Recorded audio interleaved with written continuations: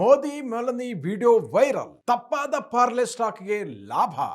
ನಮಸ್ಕಾರ ವೀಕ್ಷಕರೇ, ನೀವು ನೋಡ್ತಾ ಇದ್ದೀರಾ ವಿಶ್ವವಾಣಿ ಮನಿ. ನಾನು ಕೇಶವ್ ಪ್ರಸಾದ್. ವೀಕ್ಷಕರೇ, ಇಟಲಿ ಪ್ರವಾಸ ಸಂದರ್ಭ ಪ್ರಧಾನಿ ನರೇಂದ್ರ ಮೋದಿ ಅವರು ಅಲ್ಲಿನ ಪ್ರಧಾನಮಂತ್ರಿ ಜಾರ್ಜಿಯಾ ಮೆಲೋನಿ ಅವರಿಗೆ ಮೆಲೋಡಿ ಚಾಕ್ಲೇಟ್ಗಳ ಪ್ಯಾಕೆಟ್ ಅನ್ನ ಗಿಫ್ಟ್ ಆಗಿ ಕೊಟ್ಟಿದ್ರು. ಈ ಕುರಿತು ಮೆಲೋನಿ ಅವರು ವಿಡಿಯೋ ಒಂದನ್ನು ಜಾಲತಾಣಗಳಲ್ಲಿ ಪೋಸ್ಟ್ ಮಾಡಿದ್ರು. ಇದು ಭಾರಿ ವೈರಲ್ ಆಗಿದೆ. ಇದರ ಬೆನ್ನಲ್ಲೇ ಅತ್ಯಂತ ಸ್ವಾರಸ್ಯಕರ ಘಟನೆಯೊಂದು ಸ್ಟಾಕ್ ಮಾರ್ಕೆಟ್ನಲ್ಲಿ ನಡೆದಿದೆ. ಅದರ ಬಗ್ಗೆ ವಿವರಗಳನ್ನು ನೋಡೋಣ. ನೋಡಿ, ಮೆಲೋಡಿ ಚಾಕ್ಲೇಟ್ ಮತ್ತು ಪಾರ್ಲೆಜಿ ಬಿಸ್ಕೆಟ್ಗಳನ್ನು ತಯಾರಿಸುವ ಕಂಪನಿಯ ಹೆಸರು ಪಾರ್ಲೆ ಪ್ರಾಡಕ್ಟ್ಸ್. ಇನ್ನೊಮ್ಮೆ ಹೇಳ್ತೀನಿ, ಪಾರ್ಲೆ ಪ್ರಾಡಕ್ಟ್ಸ್. ಇದು ಖಾಸಗಿ ಮತ್ತು ಕೌಟುಂಬಿಕ ಒಡೆತನದ ಕಂಪನಿಯಾಗಿದ್ದು ಶೇರ್ ಮಾರುಕಟ್ಟೆಯಲ್ಲಿ ಲಿಸ್ಟ್ ಆಗಿಲ್ಲ. ಆದರೆ ಮೇ 20ರಂದು ಬುಧವಾರ ಪಾರ್ಲೆ ಇಂಡಸ್ಟ್ರೀಸ್ ಎನ್ನುವ ಮತ್ತೊಂದು ಕಂಪನಿಯ ಷೇರು ದರ ಅಪ್ಪರ್ ಸರ್ಕ್ಯೂಟ್ ಅನ್ನು ಮುಟ್ಟಿತು. ಇದು ಪೆನ್ನಿ ಸ್ಟಾಕ್ಸ್, 5-6 ರೂಪಾಯಿ ಇದೆ. ಇದು ಅಪ್ಪರ್ ಸರ್ಕ್ಯೂಟ್ ಅನ್ನು ತಲುಪಿತು. ವಾಸ್ತವವಾಗಿ ಮೆಲೋಡಿ ಚಾಕ್ಲೇಟ್ಗೂ ಈ ಪಾರ್ಲೆ ಇಂಡಸ್ಟ್ರೀಸ್ಗೂ ಯಾವ ಸಂಬಂಧನೂ ಇಲ್ಲ. ಅದು ಒಂದು ರಿಯಲ್ ಎಸ್ಟೇಟ್ ಕಂಪನಿ ಆಗಿದೆ. ನೋಡಿ, ಏನೆಲ್ಲ ನಡೆಯುತ್ತೆ ಸ್ಟಾಕ್ ಮಾರ್ಕೆಟ್ ಅನ್ನೋದಕ್ಕೆ ಇದೇ ಉದಾಹರಣೆ ಆಗಿದೆ. ರಿಯಲ್ ಎಸ್ಟೇಟ್ ಈ ಏನು ರಿಟೇಲ್ ಇನ್ವೆಸ್ಟರ್ಸ್ ತಪ್ಪಾಗಿ ಮಾಡಿದ್ರೆ ಏನೆಲ್ಲ ಎಡವಟ್ಟಾಗುತ್ತೆ ಅನ್ನೋದಕ್ಕೆ ಇದೊಂದು ಉದಾಹರಣೆ. ಪ್ರಧಾನಿ ನರೇಂದ್ರ ಮೋದಿ ಅವರು ರೋಮ್ನಲ್ಲಿ ಜಾರ್ಜಿಯಾ ಮೆಲೋನಿ ಅವರಿಗೆ ಮೆಲೋಡಿ ಚಾಕ್ಲೇಟನ್ನು ಪ್ಯಾಕೆಟನ್ನು ಗಿಫ್ಟ್ ಆಗಿ ಕೊಟ್ಟರು. ನಂತರ ಮೆಲೋಡಿ ಮೀಮ್ ಟ್ರೆಂಡ್ ಆಗಿದೆ. ಆದರೆ ರಿಟೇಲ್ ಹೂಡಿಕೆದಾರರು ಪಾರ್ಲೆ ಇಂಡಸ್ಟ್ರೀಸ್ ಶೇರ್ಗಳನ್ನೇ ಮೆಲೋಡಿ ಚಾಕ್ಲೇಟ್ ಉತ್ಪಾದಕ ಎಂದು ತಪ್ಪಾಗಿ ಭಾವಿಸಿ ಆತುರದಲ್ಲಿ ಹೂಡಿಕೆ ಮಾಡಿದರು. So Parle products Parle G, Melody, Monaco, Krack Jack, Hide and Seek ಇತ್ಯಾದಿ ಬಿಸ್ಕತ್ ಮತ್ತು ಚಾಕ್ಲೇಟ್ಗಳನ್ನು ತಯಾರಿಸುತ್ತೆ. ಇದು ಪಾರ್ಲೆ ಪ್ರಾಡಕ್ಟ್ಸ್. ಆದರೆ ಪಾರ್ಲೆ ಇಂಡಸ್ಟ್ರೀಸ್ ಏನು ಮಾಡುತ್ತೆ? ಅದು ರಿಯಲ್ ಎಸ್ಟೇಟ್ ಕಂಪನಿ, ಮೂಲಸೌಕರ್ಯ ಮತ್ತು ರಿಯಲ್ ಎಸ್ಟೇಟ್ ಅಭಿವೃದ್ಧಿಯಲ್ಲಿ ತೊಡಗಿರುವಂತಹ ಕಂಪನಿ ಆಗಿದೆ. ಇದು ಕಾಗದ ತ್ಯಾಜ್ಯ ಮತ್ತು ಸಂಬಂಧ ಮರುಗಳಿಗೆ ಉತ್ಪನ್ನಗಳ ವ್ಯಾಪಾರದಲ್ಲಿ ಕೂಡ ತೊಡಗಿಸಿಕೊಂಡಿದೆ. ಪ್ರಸ್ತುತ Parle industries Fortune Point Export Private ಲಿಮಿಟೆಡ್ನ ಒಂದು ಅಂಗಸಂಸ್ಥೆಯಾಗಿ ಕಾರ್ಯನಿರ್ವಹಿಸುತ್ತೆ. ಅದಕ್ಕೂ ಈ ಚಾಕ್ಲೇಟ್ ಬಿಸ್ಕತ್ಗೆ ಯಾವ ಸಂಬಂಧನೂ ಇಲ್ಲ. ಇನ್ನು ಮೆಲೋಡಿ ಟಾಫಿ ಮತ್ತು ಪಾರ್ಲೆಜಿ ಬಿಸ್ಕತ್ಗಳ ತಯಾರಿಕೆ ಯಾರು ಹಾಗಿದ್ರೆ? ಪಾರ್ಲೆ ಪ್ರಾಡಕ್ಟ್ನೊಂದಿಗೆ ನಾನು ಈಗಾಗಲೇ ಹೇಳಿದ ಯಾವ ಸಂಬಂಧ ಇಲ್ಲ.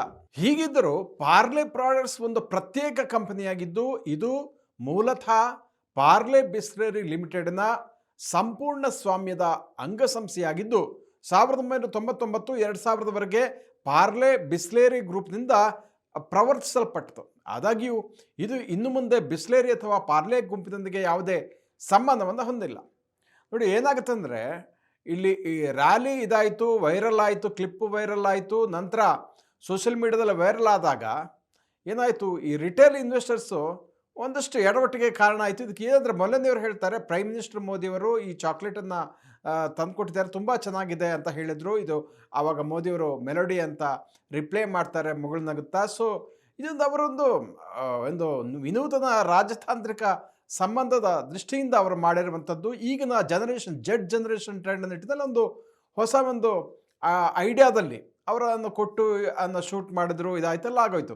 ಆದರೆ ಈ ಮೀಮ್ ಕಲ್ಚರ್ ಆನ್ಲೈನಲ್ಲಿ ಇದಾಗ್ತಾ ಇದ್ದ ಹಾಗೆ ಏನಾಯಿತು ನೋಡಿ, ಉಭಯ ನಾಯಕರ ಒಂದು ಐತಿಹಾಸಿಕ ಭೇಟಿ ಇರ್ಬೋದು, ಅದ್ರ ಜೊತೆಗೆ ಈ ರೀತಿಯಾಗಿ ಒಂದು ಹೊಸ ರೀತಿಯಲ್ಲಿ ರಾಜತಾಂತ್ರಿಕ ಸಂಬಂಧವನ್ನು ಬದಲಿಸೋದು ಒಂದು ಕಡೆ ಜನರಿಗೆ ಇಷ್ಟ ಆದರೆ, ಮತ್ತೊಂದು ಕಡೆ ಏನಾಯಿತು, ಅದಾದ ಕೆಲವೇ ಗಂಟೆಗಳಲ್ಲಿ ಸೋಷಿಯಲ್ ಮೀಡಿಯಾದಲ್ಲಿ ಈ ರೀತಿ ಸುದ್ದಿ ಆದಾಗ ದಲಾಲ್ ಸ್ಟ್ರೀಟ್ನಲ್ಲಿ ಇನ್ವೆಸ್ಟರ್ಸು ಅರ್ಜೆಂಟಾಗಿ ಈ ಕಂಪನಿ ಹೆಸರನ್ನ ಹುಡುಕಲಿಕ್ಕೆ ಶುರು ಮಾಡಿದ್ರು. ಅವ್ರು ಏನು ಅಂದ್ಕೊಂಡಿದ್ರು, ಪಾರ್ಲೆ ಪ್ರಾಡಕ್ಟ್ಸ್ ಕಂಪನಿ ಅಂತ ಅಂದ್ಕೊಂಡು Parle industries real estate company ಶೇರ್ಗಳಲ್ಲಿ ಇನ್ವೆಸ್ಟ್ಮೆಂಟ್ ಮಾಡ್ಲಿಕ್ಕೆ ಹೋಯಿತು. ಆದರೆ ಅದಕ್ಕೂ ಇದಕ್ಕೆ ಯಾವ ಸಂಬಂಧವೂ ಇಲ್ಲ. ಮೆಲೋಡಿ ಚಾಕ್ಲೇಟ್ಗೂ ಪಾರ್ಲೆ ಇಂಡಸ್ಟ್ರೀಸ್ಗೂ ಯಾವುದೇ ಸಂಬಂಧ ಇಲ್ಲ. ಅದು ಪಕ್ಕಾ ಪಾರ್ಲೆ ಪ್ರಾಡಕ್ಟ್ಸ್ನ ಕಂಪನಿ ಉತ್ಪನ್ನ.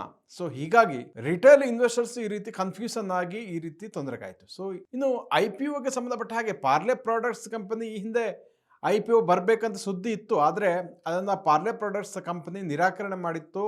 ಸೊ ಯಾವುದೇ ಸದ್ಯಕ್ಕೆ ಅಂಥ ಒಂದು ಪೊಟೆನ್ಷಿಯಲ್ IPO ಮಾಡುವಂಥ ಸಾಧ್ಯತೆ ಇಲ್ಲ ಅಂತ ಕ್ಲಾರಿಫಿಕೇಶನ್ ಕೂಡ ಕೊಟ್ಟಿತ್ತು. ಸೊ ಒಟ್ಟಾರೆಯಾಗಿ ಸ್ಟಾಕ್ ಮಾರ್ಕೆಟ್ನಲ್ಲಿ ಪಾರ್ಲೆ ಪ್ರಾಡಕ್ಟ್ಸ್ ಕಂಪನಿ ಲಿಸ್ಟ್ ಆಗಿಲ್ಲ. ಈಗ ಸದ್ಯಕ್ಕೆ IPO ಮಾಡುವಂಥ ಸಾಧ್ಯತೆ ಕೂಡ ಇಲ್ಲ.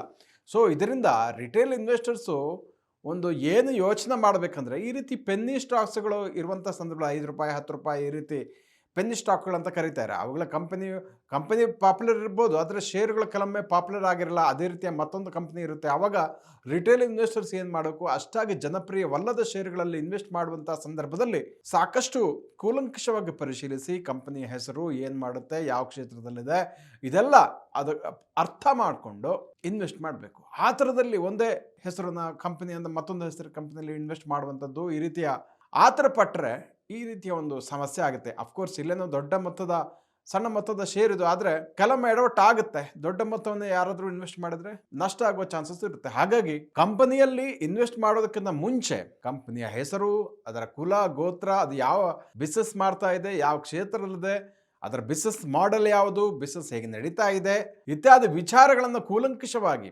ಅರಿತುಕೊಂಡು ನಂತರ ಪಕ್ಕಾ ಆದಮೇಲೆ ನಂತರ ಇನ್ವೆಸ್ಟ್ ಮಾಡಬೇಕು. ಅರ್ಜೆಂಟ್ ಮಾಡಬಾರ್ದು ಅನ್ನೋದನ್ನ ಈ ಒಂದು ಸ್ವಾರಸ್ಯಕರವಾದಂತಹ ಘಟನೆ ಅಥವಾ ಉದಾಹರಣೆಯಾಗಿ ಇದನ್ನ ತೆಗೆದುಕೊಳ್ಬಹುದು ಅಂತ ಹೇಳ್ತಾ, ಇಂತಹ ಮತ್ತಷ್ಟು ಉಪಯುಕ್ತ ವಿಡಿಯೋಗಳಿಗೆ ವಿಶ್ವವಾಣಿ ಮನಿ ಯೂಟ್ಯೂಬ್ ಚಾನಲ್ ಅನ್ನ ವೀಕ್ಷಿಸಿ ಮತ್ತು ಸಬ್ಸ್ಕ್ರೈಬ್ ಮಾಡಿ. ವಂದನೆಗಳು.